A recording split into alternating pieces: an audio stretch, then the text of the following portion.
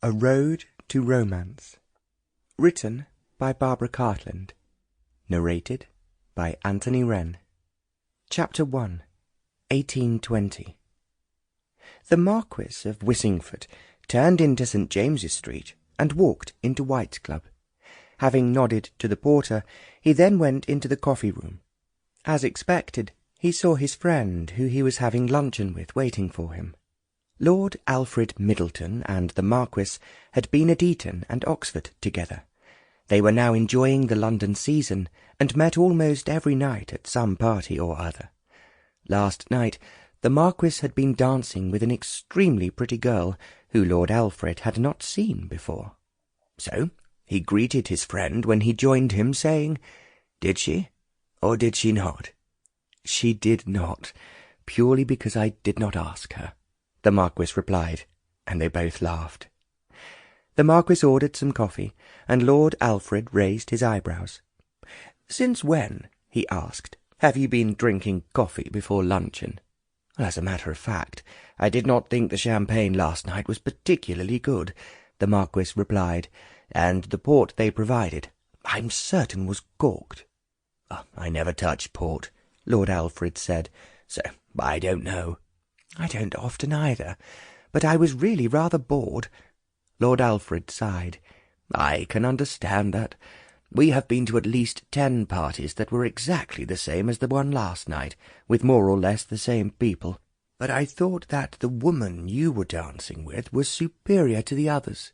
She is married to a diplomat, and therefore has a French chic about her, because they are habitually in Paris," the Marquis answered. "At the same time she made it very clear to me that she was never unfaithful to her husband." Lord Alfred laughed. "So, a wasted evening." "It was not just a waste from that point of view, but altogether the season is becoming duller and duller, or perhaps it's because we are getting older and older." "I think that is the real reason," Lord Alfred agreed. "We are nearing 26, and as you know, most of the young gentlemen enjoying themselves last night had only just left Oxford, and not reached their 22nd or 23rd birthday." He paused, and the Marquis interrupted. "In another few years they too will be like us, bored with doing the same thing over and over again." As he was speaking with undisguised vehemence, Lord Alfred stared at him.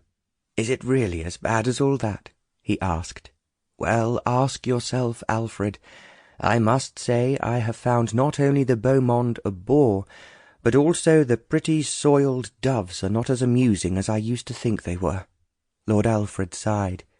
He knew the Marquis was referring to the houses of pleasure, which were situated around St. James's Street. It was where they often went when they were bored with the social world, and they usually found a number of their friends doing the same thing. There was silence for a moment. Then the Marquis quizzed his friend. "What can we do, Alfred, which is new and original, and where we can find someone attractive to do it with us?" Lord Alfred joked. "You can hardly take a soiled dove with you to a private ball, or for that matter anywhere except where they officially belong." I know, the Marquis groaned, "but you do see that we are caught in a cage that we cannot possibly escape from." "What do you mean by that?" Lord Alfred asked. "Well, the first thing is we are matrimonial catches, and are watched by every ambitious mamma, as well as the debutantes of the year themselves. I'm aware of that, Neil, but I can assure you that I avoid that sort of debutante. I was so nearly caught the first year after I left Oxford." The Marquis nodded. "As you can imagine, I was walking with caution even then. I was nearly trapped, not once, but several times." "Oh, I remember that," Lord Alfred said. "You almost had to marry the Heathcote girl. Oh, there were even bets here at White's that you would be married before the year was out. Oh, we have both been very clever. We have avoided the more obvious traps. At the same time, I am beginning to become extremely bored." "Do you really mean that?" Lord Alfred asked. There was a pause before the Marquis said, "I suppose that we could go round the world, but it would be much the same when we came back. I have now been extremely suspicious of every invitation I receive, even when it is for riding or shooting. Oh, now. Sample complete. Ready to continue?